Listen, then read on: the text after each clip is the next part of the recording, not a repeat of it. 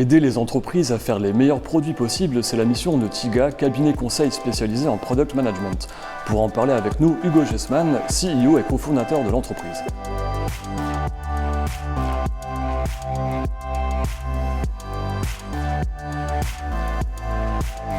Bonjour Hugo. Bonjour French Web. Alors racontez-nous en quelques mots comment vous et Alexandre Yerman-Tezé en êtes venus à lancer TIGA. Alors TIGA, c'est une société que j'ai lancée en 2014 avec un ami, Alexandre Yerman-Tezé. On est tous les deux ingénieurs. Et à la fin de nos études, lui est parti vers un grand cabinet de conseil en management et stratégie. Et moi, je suis devenu développeur, qui est vraiment ma toute première passion. Pendant nos premières années de boulot, on a évidemment continué à discuter tous les deux. Et on a fait deux constats. Le premier, il est à notre échelle. On était tous les deux très frustrés par le manque de communication qu'on a détecté entre des gens comme lui, c'est-à-dire des gens qui sont ceux qui réfléchissent, plein de gens brillants qu'on met dans une salle, qui essayent d'inventer les produits numériques de demain, mais qui, en étant un peu caricaturaux, n'ont jamais vu un développeur de leur vie. Et puis de l'autre côté, des gens comme moi qui exécutaient des visions parfois un petit peu bancales et pas travaillées.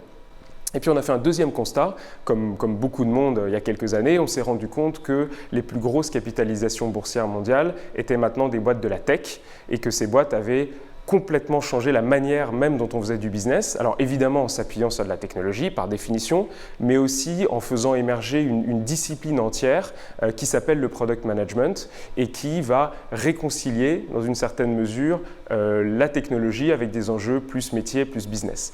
Donc on était très d'accord sur ces deux constats et au-dessus de ça on avait une envie commune d'entreprendre et c'est ce qui a donné la création de TIGA en 2014 qui est aujourd'hui le premier cabinet indépendant en France spécialisé en product management. Et quelle est votre valeur ajoutée par rapport aux autres cabinets de conseil spécialisés en product management ? Alors avant de rentrer dans les différenciateurs, je vais juste repréciser ce qu'on fait au quotidien.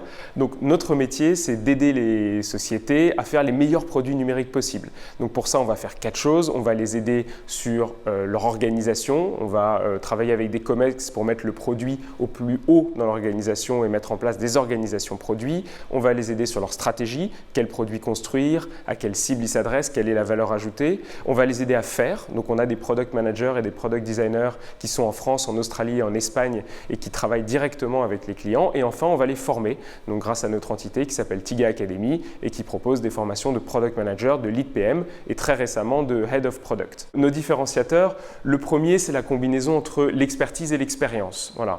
On est des gens, on a un vrai savoir-faire, on a publié 3 livres sur le Product Management, on a un blog qui est lu par une dizaine de milliers de personnes à peu près par mois et surtout, on a pratiqué.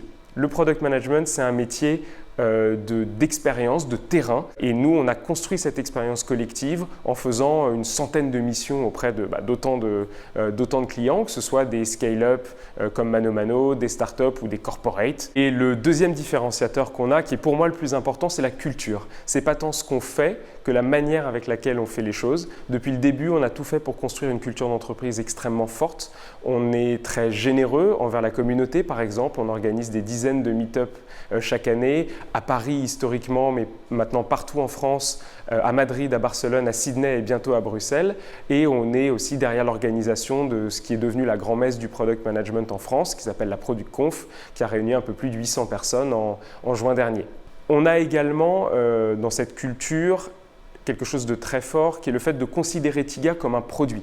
C'est-à-dire qu'on itère en permanence sur la société comme si on itérait sur un produit. On va collecter du feedback en interne comme en externe et c'est ce qui va nous permettre de prendre les meilleures décisions pour le futur de la boîte. Et quelles sont selon vous les principales tendances et les principaux défis qui attendent prochainement le marché du product management ? Alors comme je le disais en introduction, le product management il est né avec ces grandes boîtes de la tech, product management moderne en tout cas, donc évidemment il va suivre un peu l'évolution de ces grandes boîtes, donc il y a beaucoup de belles perspectives. Avant de parler de tendance du marché, juste une conviction, je pense que le product management va se démocratiser complètement dans les années à venir. Il n'y aura plus une boîte qui n'aura pas dans son organigramme un VP product, un Head of Product, des product managers, des product owners, des product designers.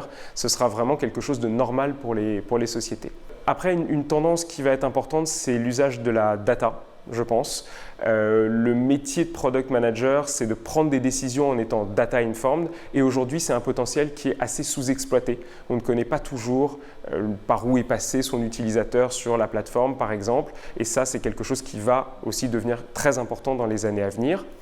Et la deuxième tendance que je vois qui est absolument fondamentale et qui est un peu le pendant de la data, c'est la problématique de l'éthique. Je pense que parfois les gens ne se rendent pas compte de la puissance qui est entre les mains des product managers et des product designers parce que quand on construit ces applications, on dispose d'un nombre de data qui est absolument colossal, ou quand on est product designer, on peut exploiter facilement les biais cognitifs des gens pour les orienter dans telle ou telle direction, et donc c'est quasiment une arme. On l'a vu récemment avec le scandale de Cambridge Analytica qui a eu une influence sur la campagne de Donald Trump et sur celle du Brexit, et ça va être un enjeu fondamental dans les années à venir, c'est de continuer à exploiter ces données, mais de manière éthique. Et enfin, quels sont vos différents projets pour faire face à ces différentes questions ? Tiga va continuer à se développer à l'international. On va faire notre job de cabinet de conseil un peu avant-gardiste sur un sujet. On va être au courant de, évidemment, toutes les tendances qui vont se développer, les nouveaux courants de pensée, parce que c'est notre job de les connaître,